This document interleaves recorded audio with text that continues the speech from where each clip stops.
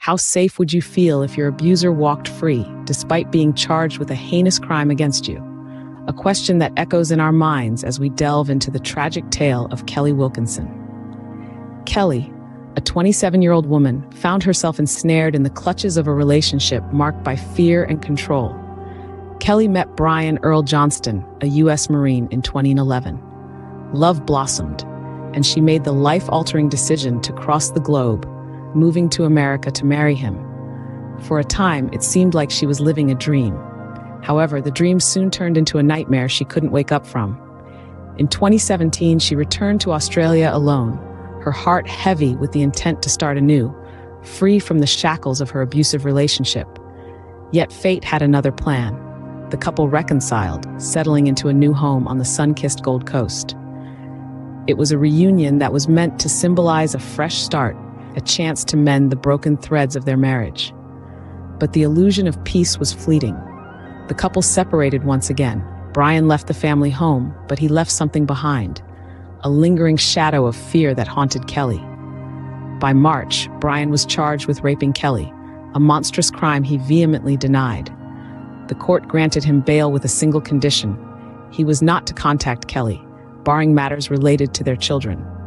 A condition that proved to be no more than empty words. Kelly lived in a state of constant terror, her heart pounding at every unexpected sound, every unknown face. Little did Kelly know, her worst nightmare was about to come true. In March 2021, Johnston was charged with raping Kelly, yet he walked free. This was a dark turning point in Kelly Wilkinson's life. Johnston, a man she once loved and the father of her children, was accused of committing an atrocious act against her. Despite the severity of the charges, he was granted the liberty to breathe free air, a privilege he arguably didn't deserve. The court saw fit to release Johnston on bail under the condition that he was to have no contact with Kelly unless it pertained to their children. In the eyes of the law, it was a fair decision. However, for Kelly, it was a living nightmare. Her abuser was out there, free to roam the world, while she was left in a constant state of fear and anxiety.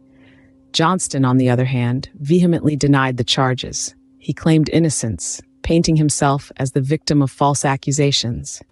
But Kelly's fear told a different story. It was a fear so palpable, so real, it echoed in her every word, in her every plea for safety. Kelly was left living in the shadows of fear, her life dominated by the terrifying thought of what he might do next. Her days were spent in a constant state of vigilance, her nights filled with nightmares of what could happen. She was a prisoner in her own life, her world shrinking to the boundaries set by her fear of him. Yet the system that was meant to protect her, to shield her from this fear, failed her. They allowed a man charged with such grave offenses to walk free, to exist in the same world as his alleged victim.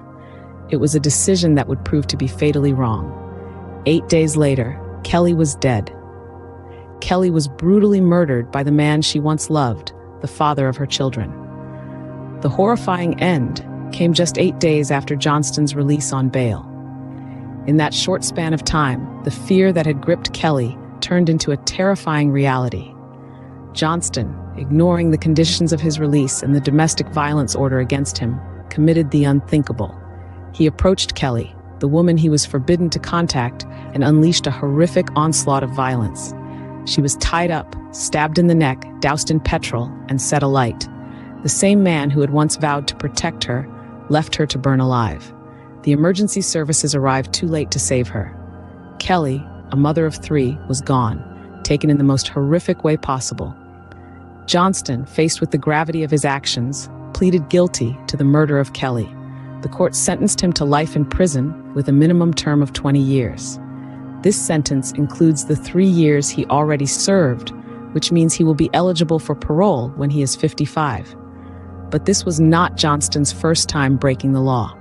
He had been charged with raping Kelly, a serious offense that should have kept him behind bars. Yet, he was set free, with the flimsy condition that he should not contact Kelly, a condition he repeatedly breached as he continued to instill fear and terror in Kelly's life. Kelly had begged for protection, but her pleas fell on deaf ears. She had reached out to different police stations pleading for help, but was dismissed as cop shopping. Her genuine fears were ignored. Her cries for help went unanswered, and her life was tragically cut short. After Kelly's death, questions arose. Could her tragic end have been prevented? Kelly had reached out for help, visiting different police stations daily, pleading for protection from the man who would eventually take her life. Yet her pleas were dismissed, her fears labeled as cop shopping. The very system designed to protect her seemed to turn a blind eye. The Guardian's investigation revealed a chilling truth. The police were aware of Johnston's history, of his abusive behavior. They knew of Kelly's genuine fears, yet they did nothing. Kelly's desperate cry for help fell on deaf ears, and her worst fears materialized in the most horrific way imaginable. Following Kelly's murder, Queensland police admitted their failure to protect her. They committed to a review of the case handling, yet the specifics of their findings remain under wraps. A statement to the Courier Mail read, "We will not be releasing specifics on discipline outcomes of the members involved." An admission of failure, yet a refusal to reveal the concrete steps taken towards accountability. Meanwhile, Kelly had been living in terror. She had even established a code phrase, "I'm considering moving back to Ohio," a desperate attempt to signal her fear to her family. Johnston, on the other hand, was unraveling, expressing suicidal thoughts to coworkers, even asking an acquaintance to vouch for his goodness if something happens. In the end, Kelly's pleas for help were left unanswered, leaving her 3 children without a mother. This tragic story serves as a stark reminder of the flaws in our system, urging us to never relent in our efforts to protect victims of domestic and family violence.